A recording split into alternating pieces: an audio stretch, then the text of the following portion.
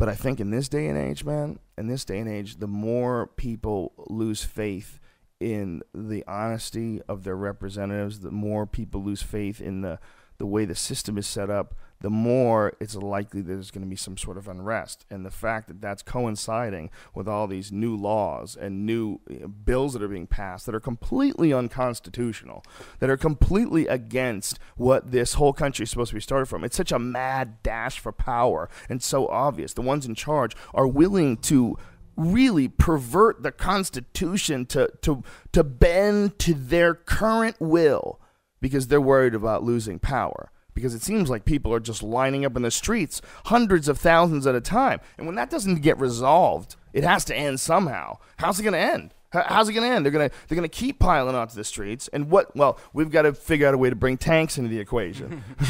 We got to figure out a way to bring helicopters and tear gas and fucking sound machines that make it impossible for you to breathe. Yeah, we got to do some crazy shit that really should be terrorist shit.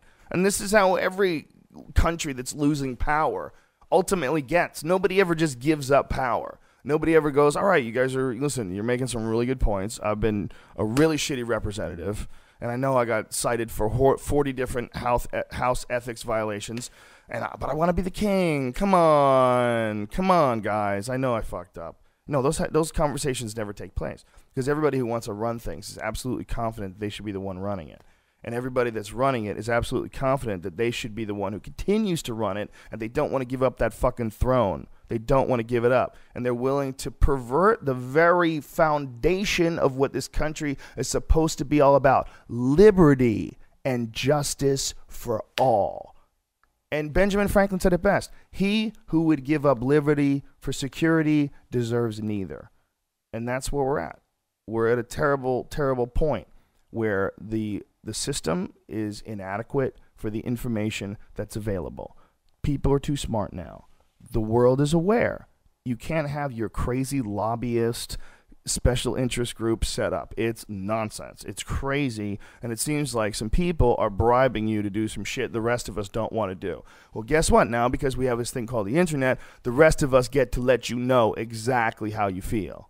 We get to say exactly how we feel for the first time in human history. And we don't like this. And that's why there's hundreds of thousands of people in the streets. It doesn't have to be for one specific reason that you can nail down in an intellectual debate with, some fucking guy on C-SPAN. It doesn't have to be that. It is an obvious sentiment that is the nature of the being is revolting. It's like something fighting cancer.